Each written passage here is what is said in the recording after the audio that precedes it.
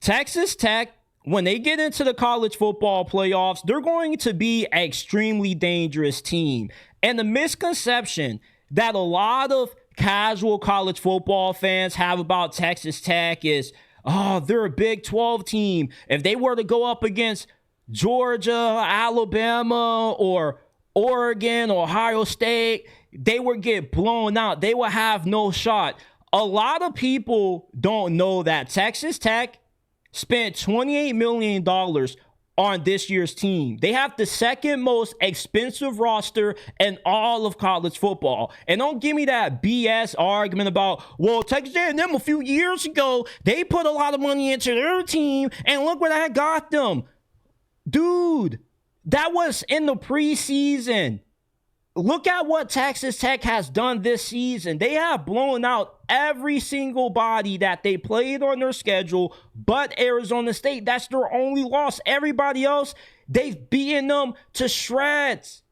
Utah, they blew them out on the road. They also blew out BYU. They have dominated pretty much all of the best teams but one in the Big 12. The mistake that a lot of casual fans are making when they talk about Texas Tech is defining this team based off their conference affiliation. When if you were to put Texas Tech in the SEC or the Big 10 based off how expensive their roster is, how talented they are on the line of scrimmage, they would easily be a top 3 team in the Big 10, a top 4 better team in the SEC. They say the game is won and lost on the line of scrimmage. Texas Tech arguably has the best defensive line in college football. They have 3 guys on that defensive line that are going to be top 60 picks or better in next year's draft. They have an incredibly large and super athletic offensive line. Now, I'm not really the biggest fan of their quarterback.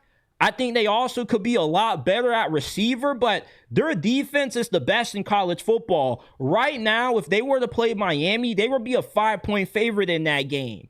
Texas Tech is not the team that you would think a Big 12 team would be. They're not a team that's built off finesse. They're not a team that's like your old school traditional Big 12 teams where we want to spread you out and throw the football all over you. Like, they want to beat you up on the line of scrimmage. This is the most physical team that the Big 12 has had since Nebraska was winning national championships in the 90s. This is not your average Big 12 team. And you can still have an elite team coming out of a non-Power 2 conference. We saw Clemson win 2 national championships during the time when the ACC was down. So you can't always define a team by their conference.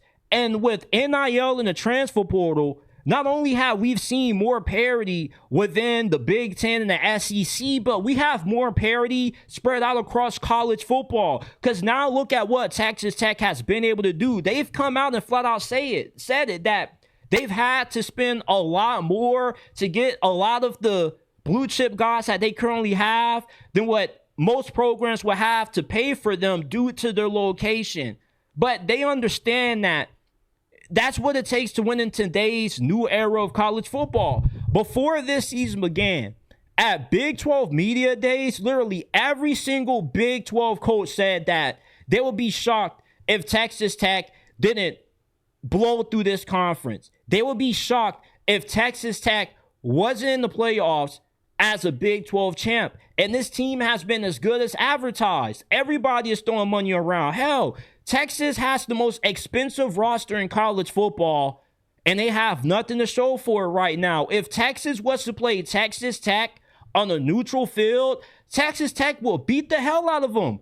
Arch Manning will be seeing ghosts against Texas Tech's defense, which is why you can't always judge a team and define the team based off the old conference stereotype. Oh, they come out of the Big 12. They're going to be a one-and-done playoff team. I promise you that Texas Tech is going to pull off an upset or two during this year's playoffs. And it's going to be a huge surprise to everybody that doesn't truly follow what Texas Tech put into this year's team. This is not your average Big 12 team. They are way bigger, way more physical, and way more athletic than every other team in this conference. BYU has always been a consistently good team.